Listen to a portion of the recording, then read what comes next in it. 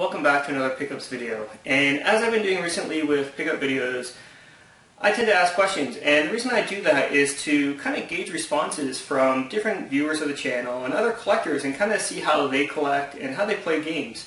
So the very last question I asked is, do you ever replay games? And if you do, what game do you replay the most? Now, TB46667, the Golden Age Gamer, and I were kind of having a conversation back and forth about Phantasy Star Online because I actually didn't know you could still play that. I figured the servers would be down and that game would basically just be a coaster. But apparently there's still a really good single player portion to the game, and Tom really recommends it. So anyways, thank you again for the comment, Tom, and what I'll do is I'll leave a link down to Tom's channel.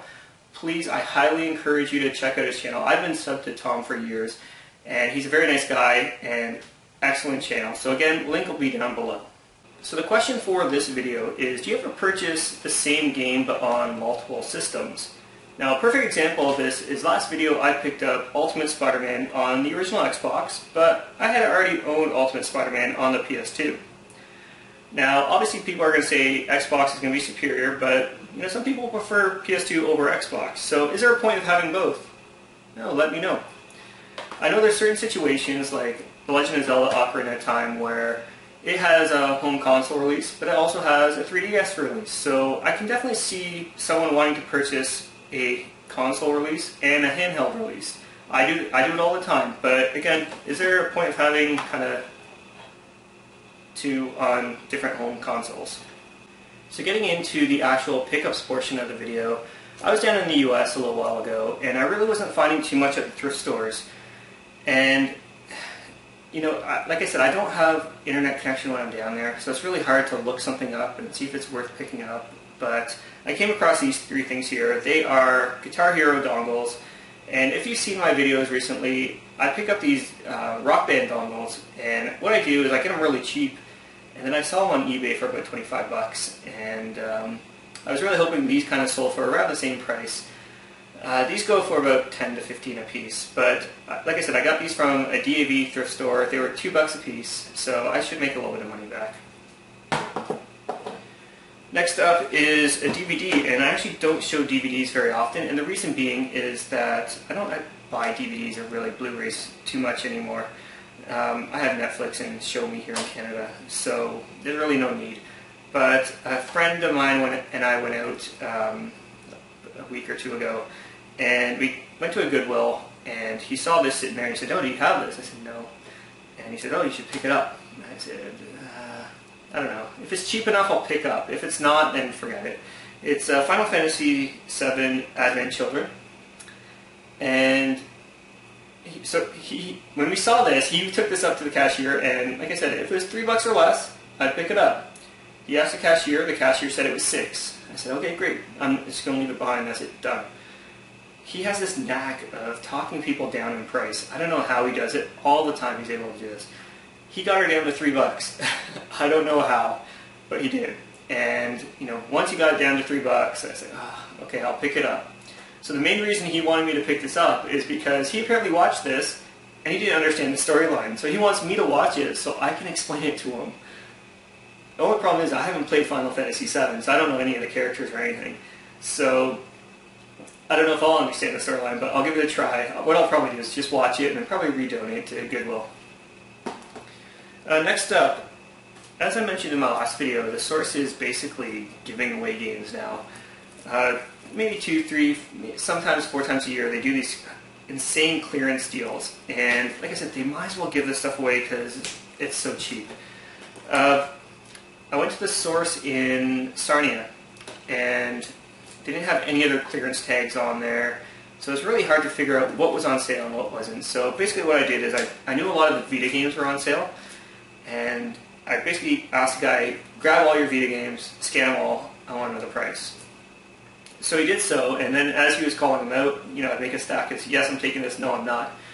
And I came up with 3 games here. The very first one here is actually one that I was looking for. It's Terrorwind. And this game here, again, from the source, it was 96 cents. Now, this is a game I've been actually looking for because I've heard a lot of really good things about this. But I didn't want to pay like $40 at EB Games or anything like that. I wanted to get at a good deal, but 96 cents, like I said, can't go wrong.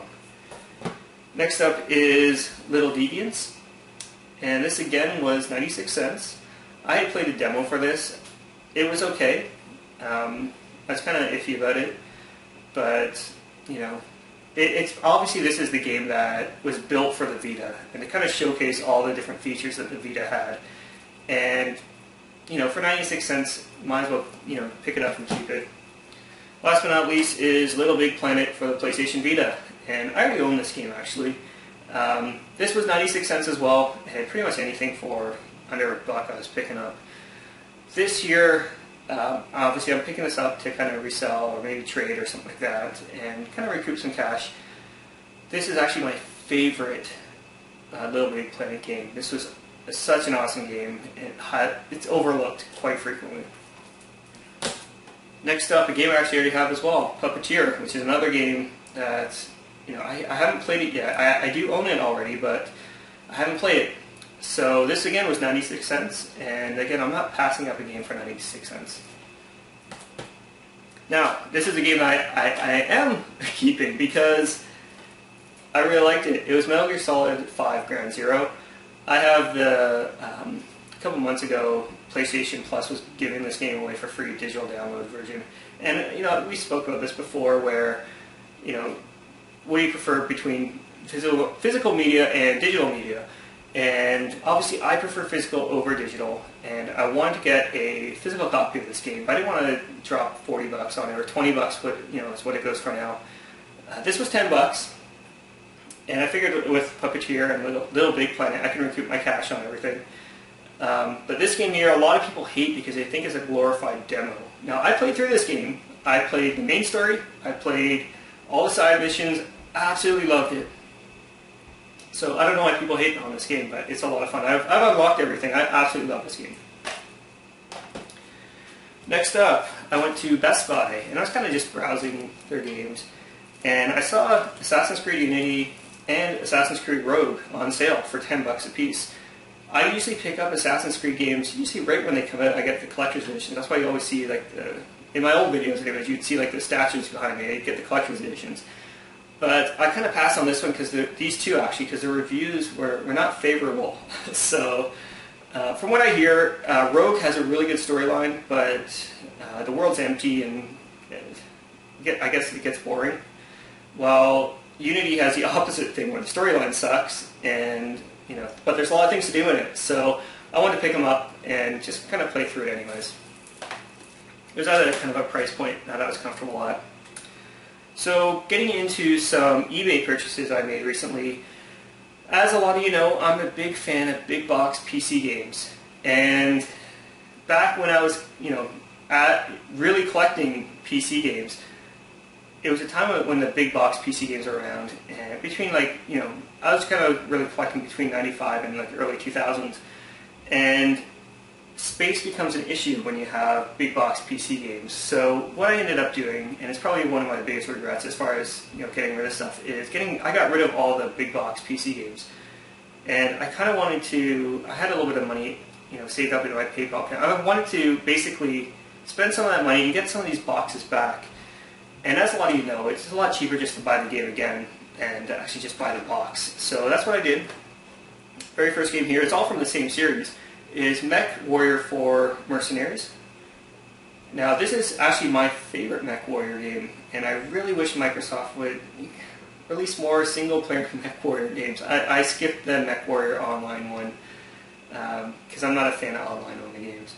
So, but I'm really happy to have this one back in the collection. This was $10. The seller basically had just a picture of the front of the box, and that was it. And he just said, just game only. And I was like, okay, that's all I need, because I have the manual, I have the discs, I have everything. I just don't have the box. So when it arrived, it actually arrived with the game and the box and this. And this is the Mech Collection. And what the Mech Collection is, it basically is a collection of mech games. It has Mech Warrior 4 Vengeance, Mech Warrior 4 Black Knight, and Mech Commander 2. And this here is actually, it's not a cheap game. Even loose, it's not a cheap game. So for the price I paid, I was really in awe when I saw this inside the box. Next up, another game I really enjoyed. This was, again, 10 bucks as well. It's MechWarrior 3, and again, this was actually the first MechWarrior game I actually played. And what sold me on this game is the box itself. So when I got rid of the box, I really regretted getting rid of this one because, I don't know if you can see here, but it's got kind of like a hologram on the front. And when you open it up, it has a picture of a Thor mech in here, and you can kind of see that PVC kind of shooting down on something. But I absolutely love this box. Really regretted getting rid of it. Really happy to have it back in the collection though. Next up is a game I have the big box version of this game, but this is kind of a different version of it. This is Mech Commander Gold. And this game, again, is not cheap, but I was able to get it for 8 bucks. So it was an auction and no one bid on it but me. And I absolutely love this game. This was the very first mech game I played. Now, like I said, I mentioned I played MechWarrior 3. That was the first MechWarrior game I played. This is the first mech game I played. And the reason I wanted to play this game was because at the time I was really into games like Commandos, which I mentioned before, and it's a real-time strategy game. So basically what you do is you get your squad of mechs together, and as you make your way through the mission, you may lose some mechs, but you have to survive. At least one has to survive. And this game's hard as hell, but the difference between this version and the standard edition is this one has a few extra missions. It has 30 extra missions. Is it 30? Sorry, it has... Let me double check that. It has 3 extra missions. I was way off on that. But it also has a map editor. So you can make your own maps and play through it. So, big fan of this game. Absolutely love it. And the good thing about this game is you don't get this anymore, but you have these huge manuals. Look at that. That's the manual. I have read through this manual multiple times because I'm a huge fan of this thing. And, you get pictures of all the mechs in there, and I absolutely love this. Alright, last eBay purchase I made was, again, another mech game, and it's Mech Commander 2, and Mech Commander 2, this one is the expansion, it's called Ghost Bear Legacy. And in my last video I mentioned I picked up MechWarrior 2, and it was missing the stuff inside. So I said I was going to purchase it again. I reached out to the seller, the person I purchased it off previously, and she refunded a bit of money. So, anyways, I went back and I picked this up. This was 20 bucks, and really happy to have this. This came as they shrink wrapped it together, but these are both brand new. Alright, last but not least, I picked up Mario Maker on the Wii U. I know a lot of you picked it up as well. I really like this game. And when I saw this actually initially announced many years ago, I pre-ordered this thing a long time ago, a couple of years ago, just because, I get to make my own Mario levels. Who doesn't want to do that? So, I pre-ordered this a while back. I paid, I think it was like 45 bucks plus tax, so it came up to like 51 taxes in. And I absolutely love this game. I made a few maps for this already. If you ever want to see what maps I make, go to my Instagram page or my Twitter account. It's at This Is Longshot. Links down below, and you can find all my maps there, or codes for my maps. While I was there, I also picked up the Rubik's Cube for Mario Maker as well. Now, not a lot of people know this about me, but I can solve these pretty easily. There's a little technique to solving these, and I can get them done pretty quickly. Really like doing these types of things. So anyways, those are the pickups of the last little while. Hopefully you enjoyed. And until next time, take care.